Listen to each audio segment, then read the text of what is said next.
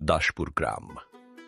সেখানে আকাশ নামের এক গরিব কৃষক তার স্ত্রী প্রিয়া এবং একমাত্র ছেলে সোনুকে নিয়ে বাস করত। সোনু খুব দুরন্ত আর সাহসী ছিল। তাদের গ্রামের পাশেই ছিল এক রহস্যময় জঙ্গল।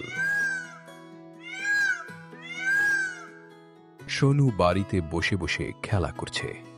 সোনু তার মাকে জিজ্ঞেস করছে, মা, ওই জঙ্গলের ভেতরে কেউ যায় না কেন?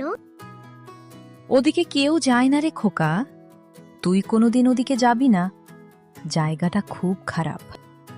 সোনু মনে মনে ভাবে, ওখানে কি এমন আছে যে কেউ চায় না? আমাকে একবার দেখতেই হবে। সোনুর বাবা এসে সোনুকে বলছে, শোনো, তুই কি আবার মাকে বিরক্ত করছিস? বাবা, ওই জঙ্গলে কেন কেউ যায় না বলো না? বাবু, ওদিকে যেতে নেই, ওটা ভালো জায়গা নয়। ওই সব বাদ দাও, তোমাকে আমি একটা ছড়া শোনাই। ওই দূরে চরের ওপরে একটা গ্রাম দেখতে পাওয়া যায়। আঁকে বাঁকে মরিগঙ্গা আমাদের গ্রামের উপর দিয়ে বয়ে যায়। বাবা, আরো ছড়া বলো। না বাবু, এখন ঘুমিয়ে পড়ো, কালকে ছড়া শোনাবো। সোনু মনে মনে ভাবছে, বাবা, এই ছড়াটা বললো, তাহলে জঙ্গলে ওই পারে কি গঙ্গা আছে? তাহলে তো ওইখানে যেতে হবে। পরের দিন আকাশ মাঠে কাজ করতে গেল। প্রিয়াও তার জন্য খাবার নিয়ে মাঠে রওনা দিল।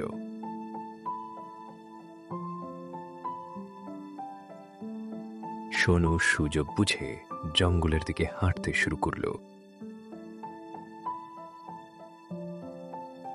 ইস, জঙ্গলটা কি ঘন!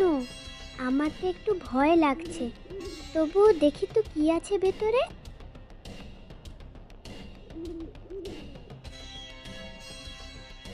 জঙ্গলের ভেতরে এক বিশাল গুহা ছিল, আর সেখানে বাস করত এক বড় দৈত্য। সোনু গুহার কাছে আসতেই দৈত্যটি গর্জাতে গর্জাতে বেরিয়ে এলো। তুই কে রে? এখানে কি করছিস? জানিস না এখানে মানুষ আসে না। এখনই তোকে গিলে খাবো। সোনু ভয়ে কাঁপতে কাঁপতে বলল, আমাকে ক্ষমা করো, বাবা মা বারণ করেছিল, তাও আমি চলে এসেছি। আমাকে মেরো না, আমি আর আসবো না।